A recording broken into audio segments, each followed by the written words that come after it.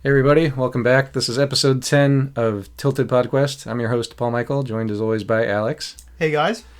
We have a off week on pinball, but there's still plenty to talk about for that. But first up, while it's still fresh on my mind, is I went and saw Tron Ares. I mentioned this at the last episode, but I hadn't yet seen it. I was invited on behalf of, I guess, Walt Disney Studios invited Multiplayer First to attend one of the premieres of the movie ahead of release. So I took a friend because Alex replied no, and then and then I was like, well, I got a friend that can go. So Yeah. anyway, we saw the movie, and there was a Q&A session afterwards with none other than Nine Inch Nails, as in Trent Reznor and Atticus Ross, alongside Jeff Bridges, the dude. He plays Kevin Flynn in all three movies. And so we saw it ahead of time on an IMAX screen too. And I gave a review. I don't think it's been published yet. Maybe it'll be out this week. Where the editorial team's a little behind on all the content, but there's plenty there. And anyway, long story short, I gave it a 6 out of 10 because it was. I mean, it's a fun movie in that it's bright. It's got a lot of great visual effects, especially going into this, the day before the movie.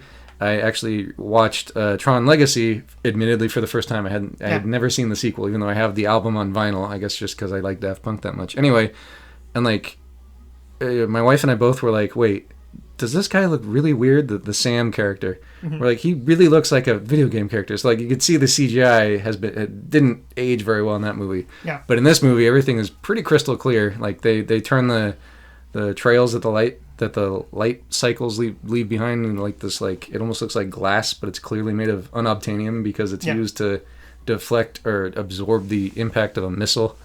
They went kind of interesting places with it, to be honest, but the story was just very predictable, very black and white. And then one of my friends pointed out that after he saw it when it was publicly released, he was like, "This is you're rooting for one megacorp instead of rooting for a different megacorp, and you shouldn't be rooting for any megacorp." And he's got a point. So it felt like a very safe sequel. It also served as a soft reboot because it didn't really have much to do with the second movie and had a lot of callbacks to the first. But there were 3 references to the second movie, including one of the characters was wearing a Daft Punk shirt, and I like that. But so they kind of left it wide open in terms of where the story can go, and that's both frustrating and also maybe freeing. I think if Disney sees enough of a return on this movie, then they'll probably greenlight a sequel, and maybe that can expand things in a more cohesive manner. But overall, it's the soundtrack is great though. The Nine Inch Nails soundtrack is definitely really nice. I know that they've scored stuff before, but when they had the Q&A session afterwards, they explained their process, and you could tell that they had fun with it, but they also respected the story that was there, and it just serves as a great you could listen to the album, because much like in the second film where it plays essentially the whole album throughout the movie, they do the same kind of thing here, which is probably intentional and also really cool. So yeah, kind of mixed. I mean, not I would never call it a bad movie for sure, but not nothing revolutionary, but at the same time, fun to watch. I'll definitely watch it again.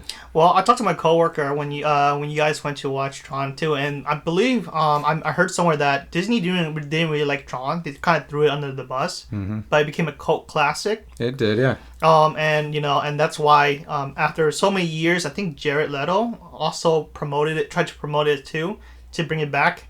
And although I heard mixed review about the movie, some thought it was great, some thought it was like what you just said, it wasn't really reference to the second movie or a follow-up, right, or they're trying to branch off somewhere.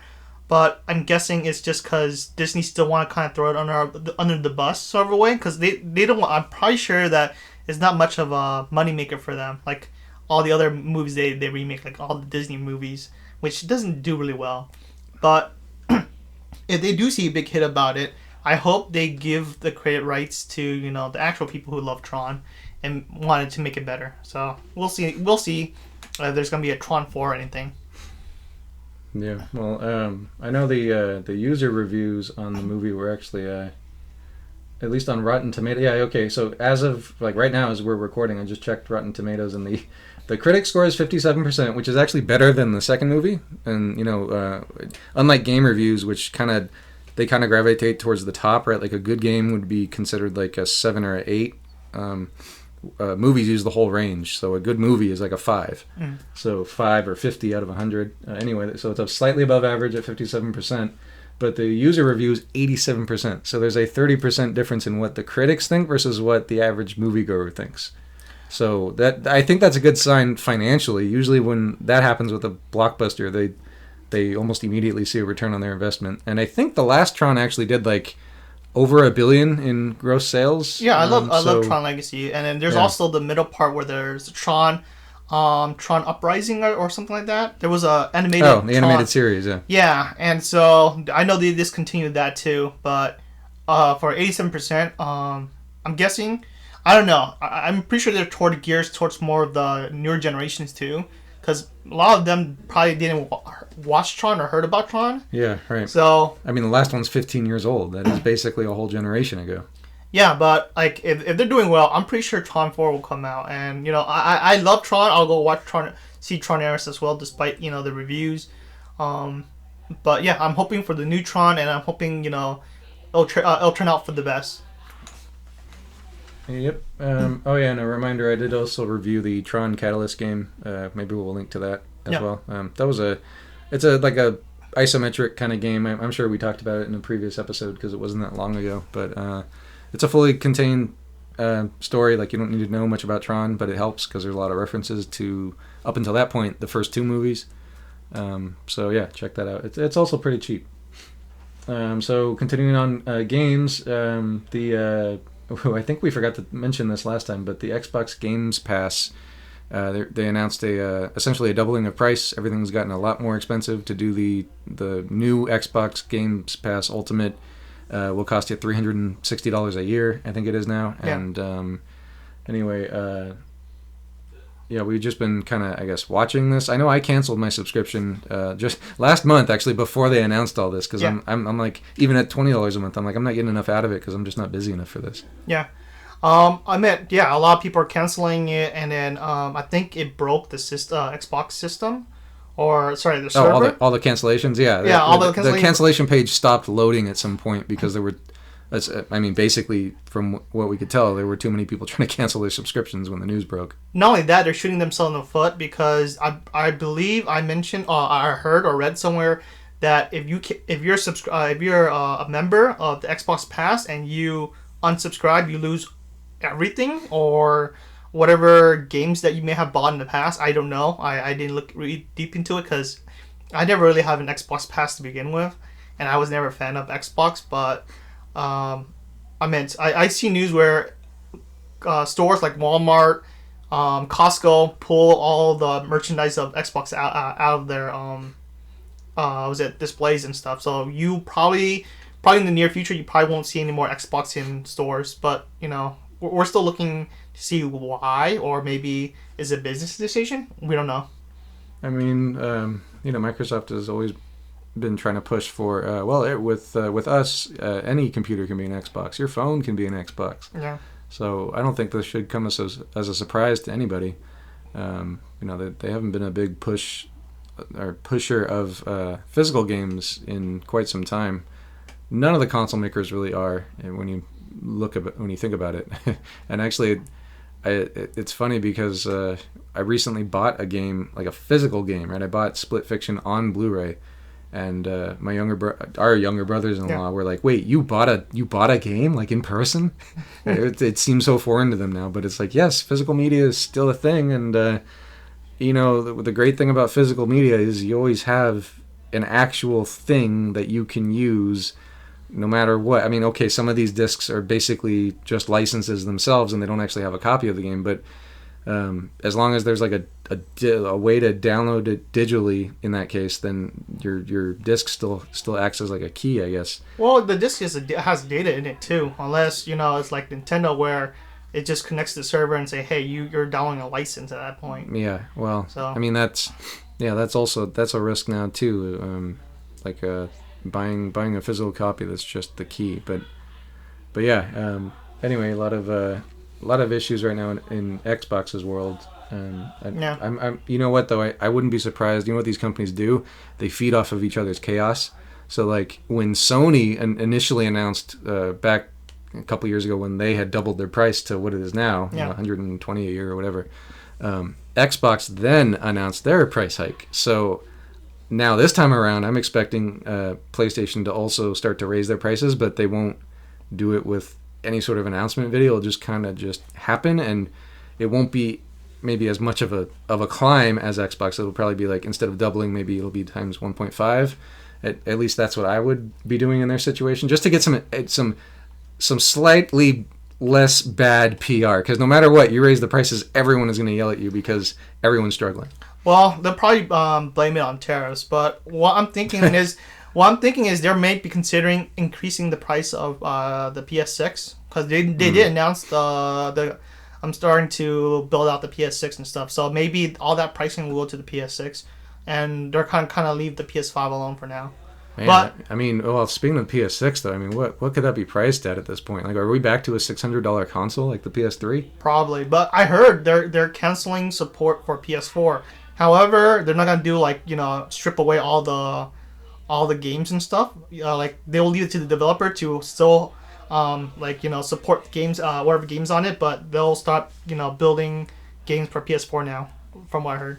I mean, it's about time. That console originally debuted in 2012, so it's 13 years at this point, almost. I think it launched into November.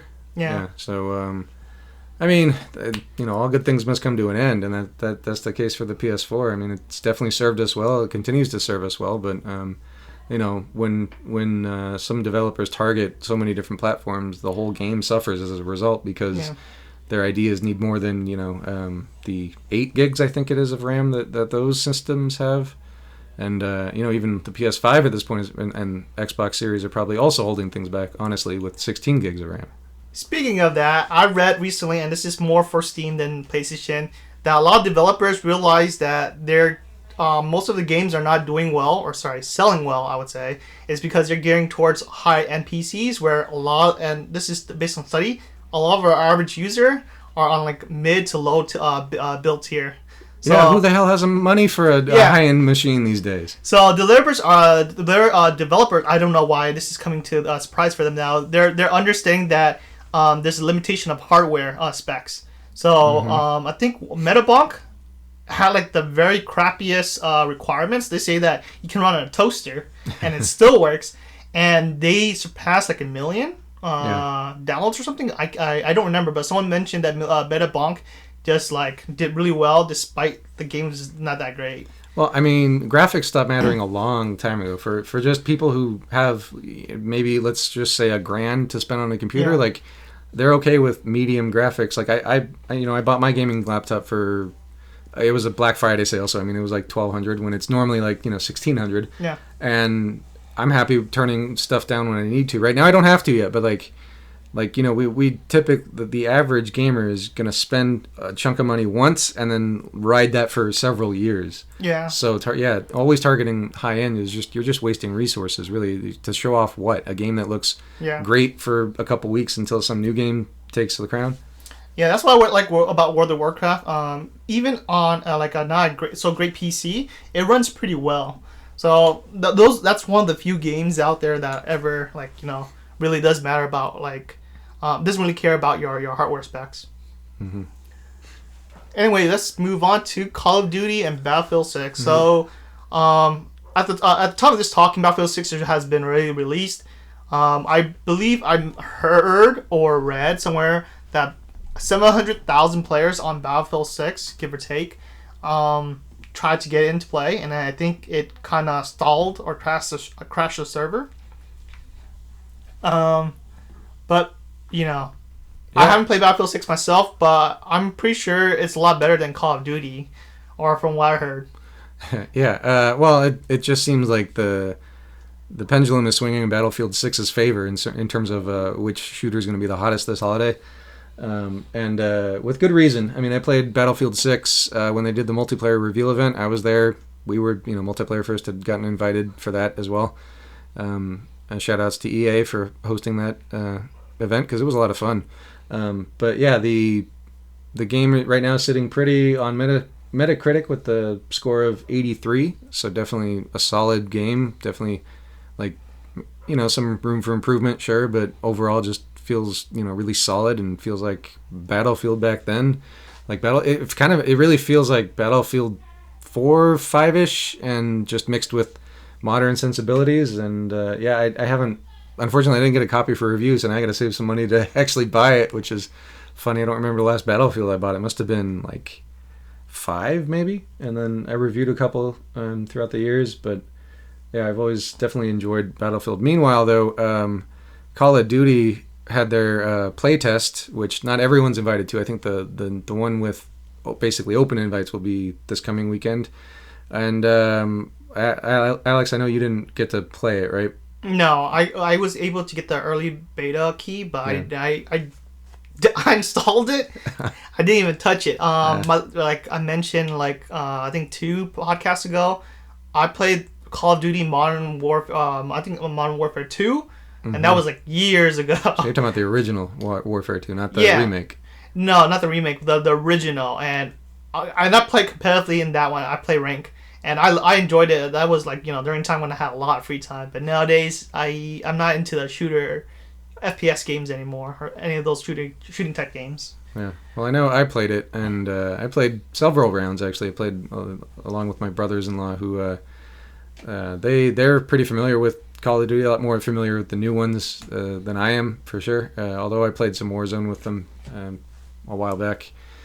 They said though that this ain't it. That it just feels like Call of Duty, like it's what you expect. It's a solid shooter.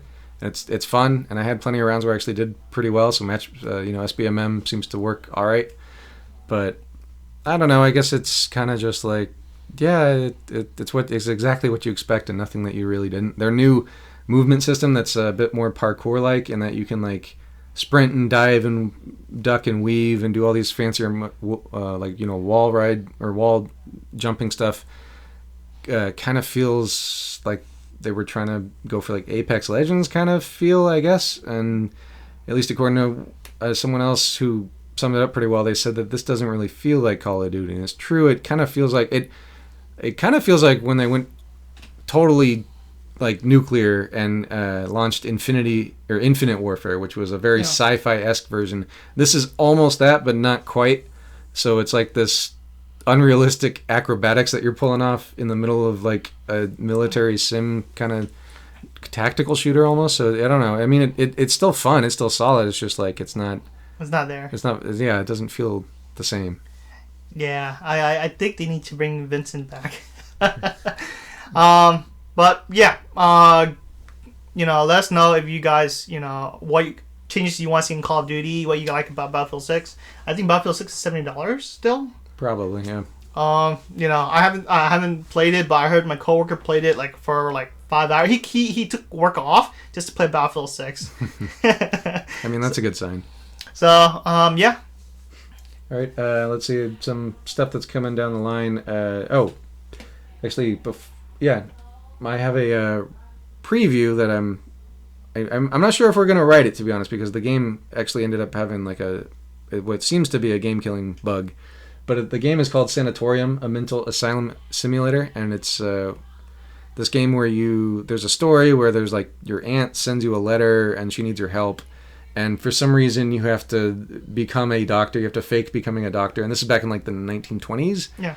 And back when this kind of stuff was a little easier to fake, so you fake your license and you fake your schooling and stuff and apply to the sanatorium where she's at, and or where she's going to get treatment. The story isn't really that clear yet where I am in the game, and so it's a card-based game. So you every day you have a set of patient files that you look at, and there's a chat that opens up on the left-hand side. The patient talks to you occasionally, and they have a layout of cards that have a number requirement. Each card represents a symptom that they come in with, something that's affecting them mentally, and so you use some of your money ahead of time. Ahead of each day, you're told what category of symptoms you're going to be looking at, and so you buy these. I forget what there's 2 different cards that you buy. One is treatment, and the other is like a symptom reveal card. I can't remember what. I think they might just be called symptom cards. And you can perform tests on the patients to try to figure out what it is that they have wrong with them. And so there's some numbers involved, and it's kind of like hints of like in Magic the Gathering, and that you have to pay attention to types that you're using. And so after you uncover the symptoms, you have to categorize them. So there's it starts with 4, but it looks like it expands all the way to 8, I think. And based on the description of the symptom, like if it says alcoholic, and it says it imbibes too much in with alcohol, and there's a part of the brain that says region, and it part of the region description says that it can cause lack of judgment. Well, drinking too much would be a lack of judgment. So you copy that card, you drag it over to the region section, and then you do that for each symptom, and then you close each case, and any that you have not guessed yet, you can't turn in yet. So you have to make a guess on each symptom. And you turn those in, and then once they're all turned in, it advances you to this hall where now you're gonna see if you diagnosed the patients correctly, and for each of the actions you do that's a good thing, including uncovering symptoms, earns you these little tokens. And if it's like a health bar, so it starts basically empty, and if it ends the day empty, you get found out as a fake doctor, and game's over. You get arrested. And you have to continue from the last checkpoint, which is usually right before you start at work. So now it's like, if you chose once you have the cards, that's it. You can't sell them back, so you have to just stick with what you're left with. So it's kind of roguelite, I guess, in that regard.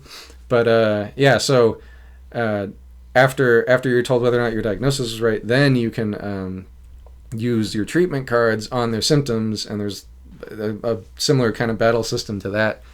And if it sounds complicated, it's really not. You just have to play it, and the game walks you through it pretty easily, so you can come back to it after a couple days even and know what you're doing.